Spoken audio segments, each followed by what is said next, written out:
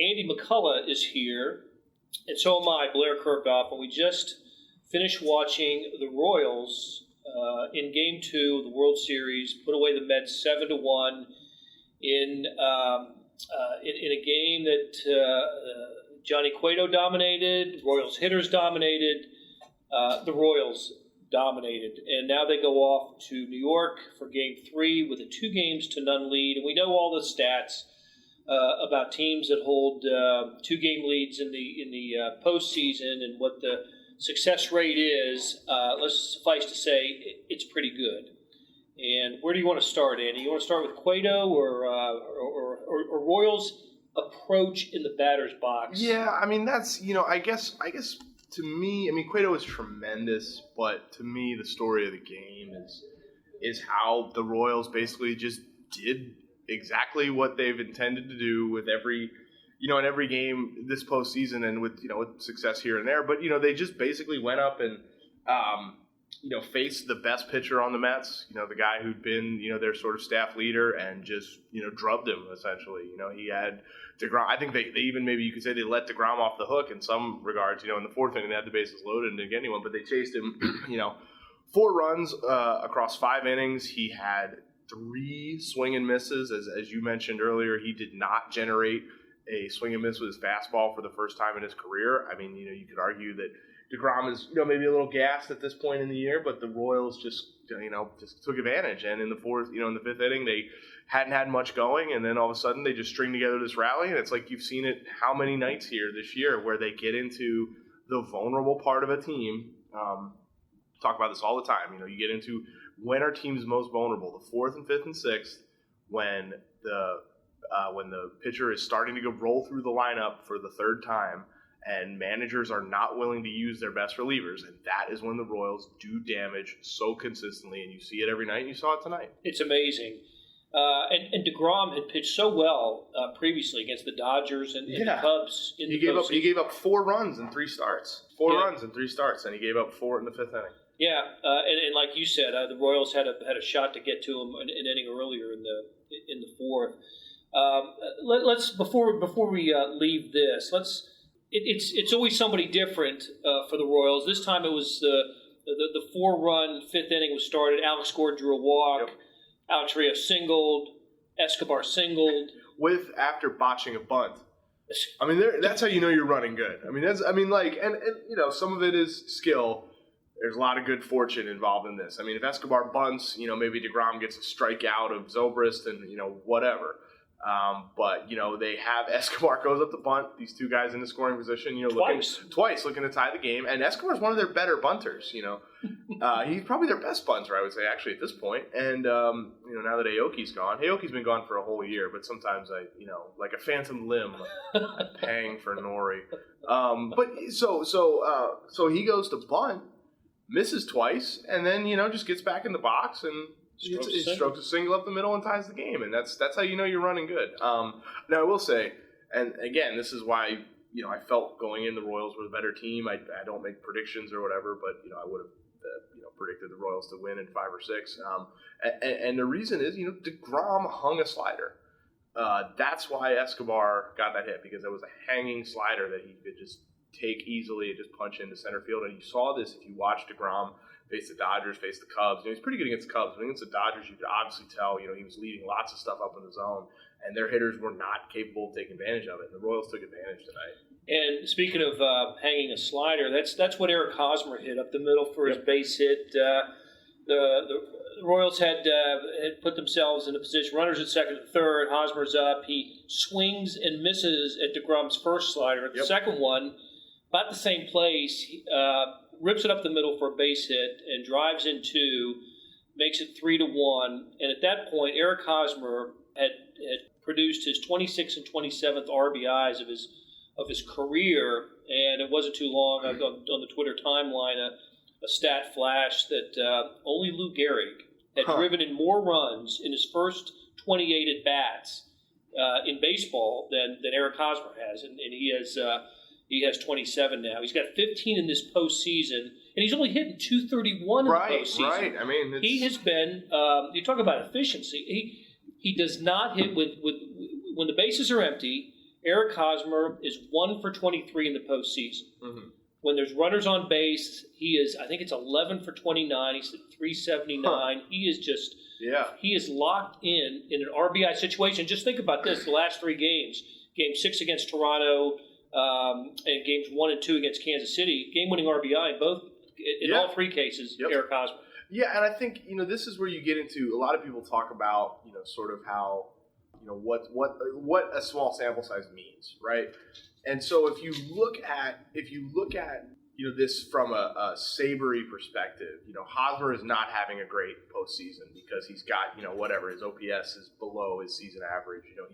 He's not scoring a ton of runs. He's not generating a ton of runs by what are you guys doing? Sorry, they're doing technical stuff here. I'm so confused.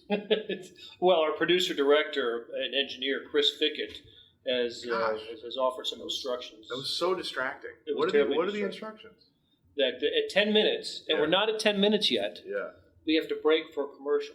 Oh man, I hope the commercial is just I don't know, like an advertisement for a new columnist so we can get rid of Sam. No, so from a Sabres perspective, Hosmer's not having a great postseason, right? He's not hitting 300, he's not slugging a ton of home runs, et cetera, et cetera. But really, I do believe that the best players perform their best in high leverage at bats.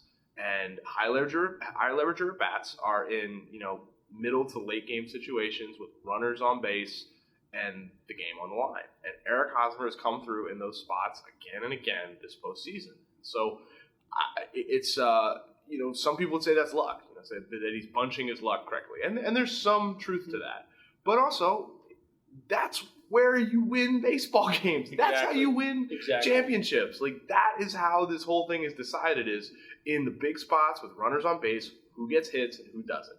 And the Royals, time and again, this postseason have gotten those hits. I've seen him also from Mike Moustakas here in the last few games. Yeah. Just coming up clutch with runners on. And then Alex Gordon, not so much tonight, but his home run in the first game will go down, I think, his best moment as a Royal. And what a And I think if the Royals go on to win the series, we'll look at that as the single most important at bat of the series. So just to kind of speak to your point, all 3 of those guys, heck, Escobar, everybody up and down, Zobrist, everybody up and down the lineup is having quality at bats at clutch times. Everyone's had a moment. All 9 guys have had a moment, and a lot of them have had several moments. Perez has hit some big home runs. Kendrys Morales hit some home runs. He obviously hit the ground ball that tied the game in Houston.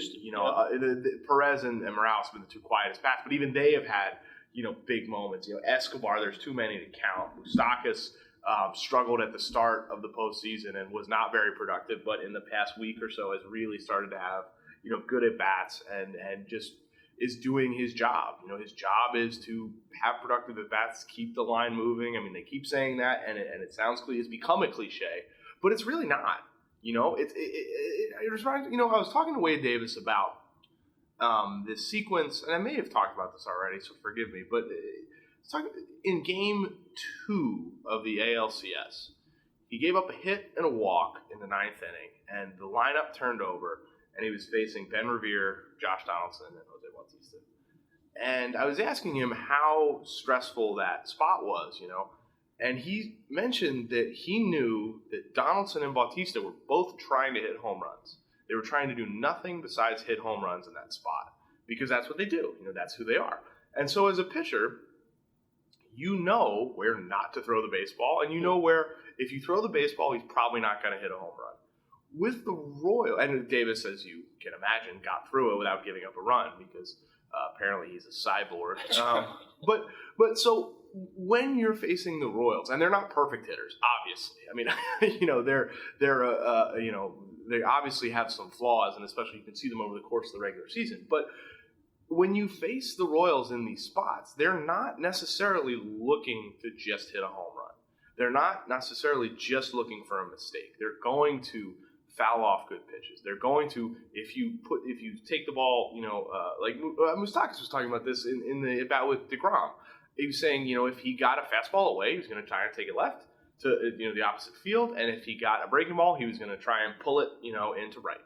And he fouled off a couple fastballs to left. He nearly pulled a double down the line, and then he got a curveball up, and he just shot it in for a single. And it's a more balanced approach. It's a tougher. Pitchers like to say that it's tougher to face guys with lots of plate coverage who can just kind of annoy you with hits. I mean, obviously, home runs are the best thing you can do in the game, but you also open yourself up to vulnerabilities when you're all or nothing. And the Royals are never all or nothing, unless all is swinging, in which case they are always swinging. Okay, let's take a break. We'll be back in just a moment. We are back with Andy McCullough and Blair Kerkhoff of the Kansas City Star, and we're talking Royals postseason. And Andy, just to follow up on that thought, all these records that Royals hitters are they're not setting records, but as much as they are climbing the lists of all these, postseason and postseason career marks. But something I didn't realize until I heard this tonight, that the Royals are the first team, I guess, in baseball to run out the same lineup for 13 straight postseason games. We can, we don't have to go to the illuminated lineup board here at the stadium to know what the lineup is. It's the same 9 guys playing the same 9 positions, and I guess don't mess with a good thing. It's been a great thing. Really, the only changes that get made here in the postseason, we'll see the occasional pinch runner. We'll see Paulo Orlando come in and play right field for Alex Rios, usually in the 7th inning or later, come in for defense. But other than that, you're gonna have 9 guys end up playing every inning of every game except for Rios. Yeah. I mean, it sounds simple, but go find 9 good players. That's the thing. It's hard.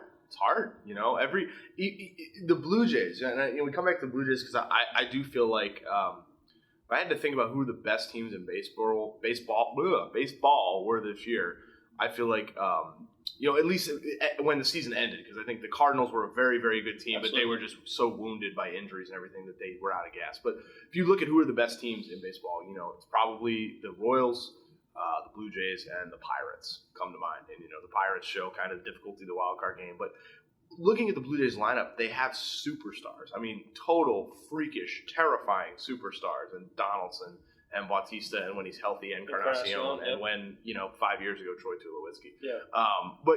But there's holes, and there's soft spots. And in the Royals, some guys are tougher at bats than others, but there's no easy outs there. And that's what scouts keep saying is, like, when you're scouting them, it's just hard. They just make you work, and even when they don't get your pitch count up, they make you work. They make you think. They put you under stress. They put your defense under stress. And so, yeah, it seems like an easy scouting blueprint. Find 9 good players. It's not easy to find 9 good players. And and this is a small thing, but Alex Rios has played pretty well for them in the postseason. And maybe not. He's not going to win an MVP or anything like that, but he's had some big hits in big spots. And shoring up right field has meant that they have 9 good players out there. And that is just a really, really tough thing to deal with. All right, we've gone this far, and we have not said much about Johnny Cueto, who I heard you say it earlier. The first complete game. First complete game 2-hitter since Greg Maddux in was it 95? 95, and then the first in the American League since Jack Morris in 91. First 2-hitter. Oh, 2-hitter. Okay, because Jack complete game 2. I think it was the first complete game in the AL since Jack Morris in 91. But first 2-hitter since Jim Lonberg in 1967. There you go. Look at Boston that. Red Sox. Yeah. Wow. They ended up losing that series. I didn't cover that series. He won the Cy Young that year. Yeah. But that's how good Johnny Cueto was tonight. His only spot of trouble came when he got behind a few hitters in the 4th inning and put 2 guys on, and one came around on a soft single too. And if Mike Moustakas turns a double play, now we're looking at 2-hit shutout. That's right. Mike Moustakas 1-hit shutout. Well, that's right. That's exactly right. One hit shutout. Because Duda doesn't get the base hit. So No, that's right. So what's the bottom line on what Johnny Cueto did here? Oh, I don't know. He's a mystery wrapped up in an enigma. A nightmare dressed like a daydream, only a daydream at home, and it just, he's got so much talent, and you see it. Like, he really does. In these last 2 starts at home, he really does feed off the energy, and you can just see the confidence, and you can see that. It's weird, like the smile looks so goofy when he's getting his head kicked in Toronto, and the crowd is yelling at him, and he looks all strange, and then you see him smiling out there, and you're like, oh, I get it.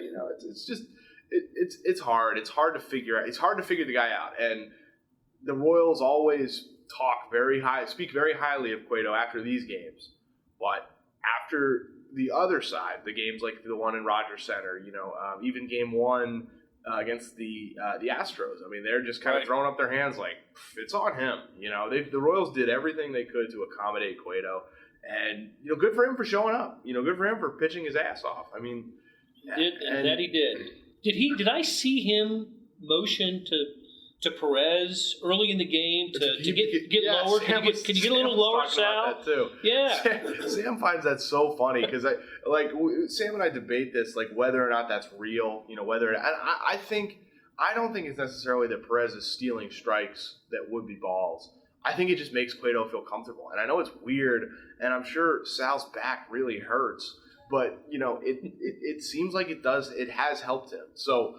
But it's just he's such a goofball, like he just really is a total enigma. And, I asked some fans on Twitter, just, as a joke, try and explain Johnny Cueto's career as a Royal in one sentence. And a lot of people came back with, it was the best of times and it was the worst of times, it was the age of innocence and it was the age of tomfoolery. And, well, as long as, if he's pitched his last game for the Royals, I think he'll be remembered fondly in the end. If he hasn't, and if he hasn't, he'll have one more chance to maybe pitch the celebratory game. Yeah, I mean, maybe. I mean, I don't really think this series is going to come back here.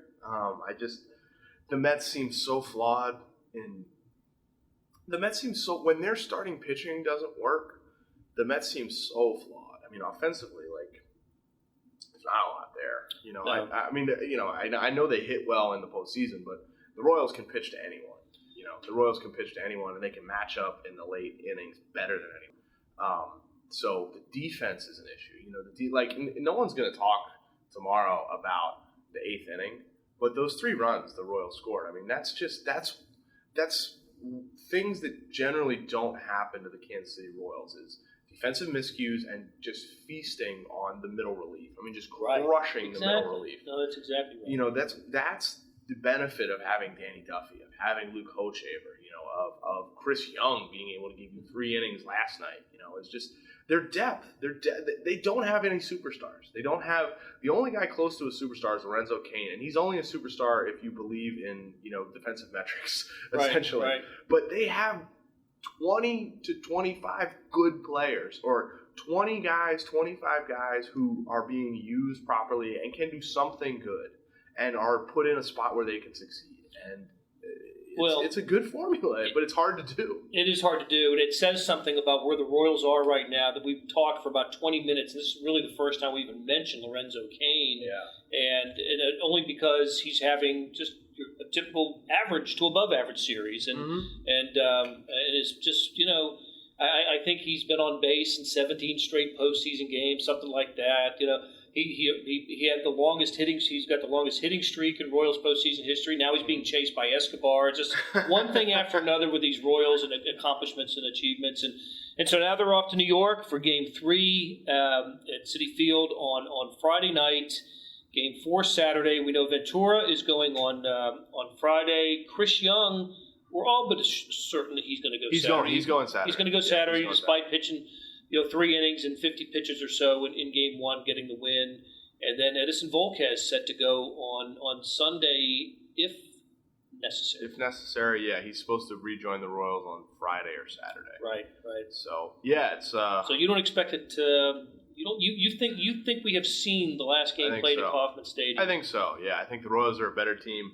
I think who knows? I mean, it's going to be. the Mets are essentially handing their season to Noah Syndergaard, who's 23-year-old rookie, and to Steven Matz, who's pitched in 8 big league games. And maybe that aids him. Aids Matz because the Royals, for whatever reason, sometimes can't hit lefties. That's right. But it's a huge burden to put on those guys, and they're facing the best team they played all year.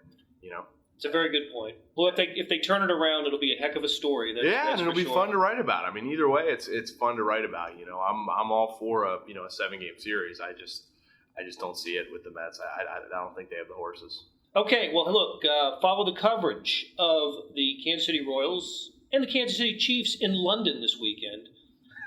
Is Therese there by himself? Therese is in London, walking the streets of London by himself. Oh, Therese, if you are listening, enjoy London, I guess. Have you ever been to London? I've been to London a couple times. Yeah. But not for a while. And Therese is going to enjoy London. He'll spend a couple days there afterwards and ride the double-decker and maybe take in a Premier League game. I should go to London. You should go to London. I gotta talk to him.